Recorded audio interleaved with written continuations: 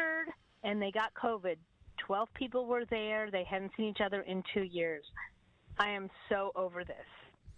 Coming up, Don Lemon might be in as much trouble as Chris Cuomo because of his involvement in the Jussie Smollett trial. All of that and more, 888-971-SAGE. We're also going to talk about rising crime in California, and the mayor of New York is now mandating that private employers make their employees be vaccinated. 888-971-SAGE is our number.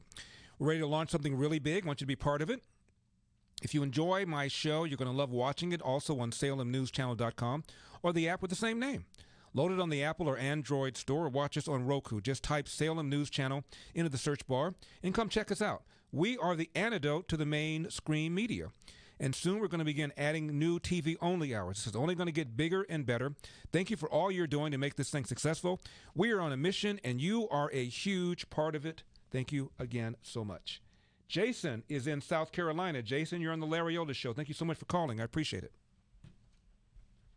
Hey, good evening, Larry. I just wanted to comment on gentrification. Mm-hmm. I know it's easy to classify the issue by race, but I think it's economics. And I personally am a divorced white male with I'm credit challenged, and I'm having to look for places to rent as far as residences go in low-income areas.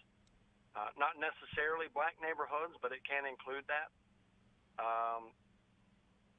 And from a commercial standpoint, if I wanted to start a business, I would also have to do that from an economic standpoint in places where I could afford real estate. So to me, saying gentrification implies intent, which is kind of negative, but it's just economics. And just wondering about your thoughts. Well, I agree with you. And beyond that, it's about freedom. Can't you live wherever you want to live if you can afford to live there? And what business is it of your neighbors to cast aspersions because they don't like your race? What is that? Unless you intend to commit crime or degrade the neighborhood in some sort of way. And there's no evidence that these white people who are looking at her library box intended to do that. Again, as I said before, if somebody black was looking at a neighborhood that was predominantly some other race and those people began to make all sorts of negative comments just because you're black, they'd be yelling and screaming. They'd be running off to the NAACP. They'd call Don Lemon. What does she want? It's not the 50s anymore, for crying out loud. I don't get it. I really don't. Anyway, Jason, thank you very much for the call. Now, getting back to COVID, here is the mayor of New York. So today we're going to be announcing some additional measures to keep New Yorkers safe. And I'm going to remind everyone, job number one of any mayor, keep people safe. This is the biggest crisis, not only of our time, of the history of New York City. Job number one, keep people safe, says a man who has made all sorts of comfort to the rhetoric of Black Lives Matter and this notion of systemic racism, to the point where the police in New York are demoralized. People are quitting, moving to other jurisdictions because of this notion that they're engaging in systemic racism and because of the COVID vaccine mandates.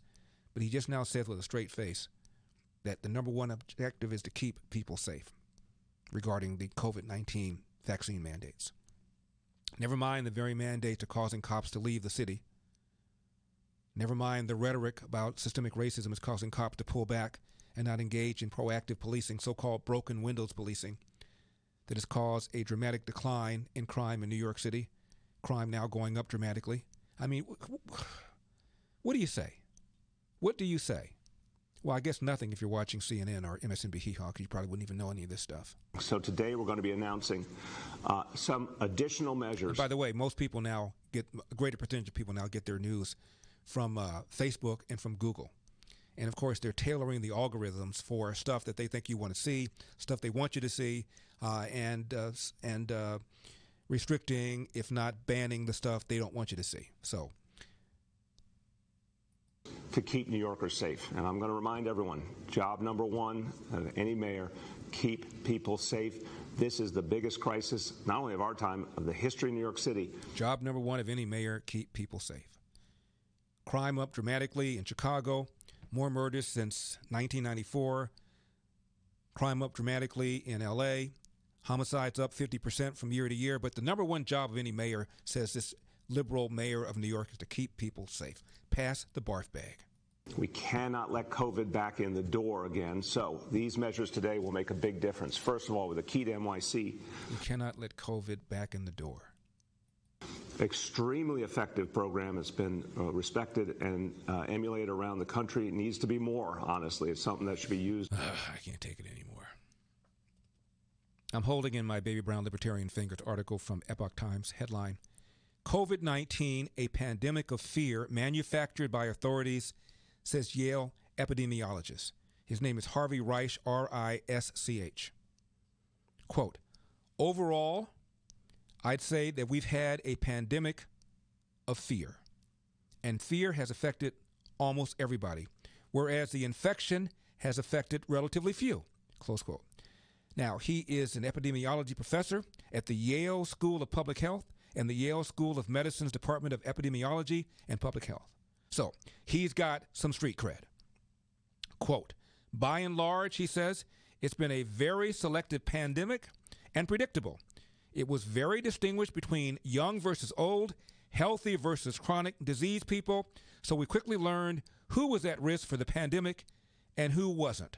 However, the fear was manufactured for everybody, and that's what characterized the whole pandemic, is that degree of fear and people's response to that fear, end of quote. This is a man who's authored more than 300 original peer-reviewed publications and was formerly a member of the board of editors for the American Journal of Epidemiology. As I said, the man has street cred.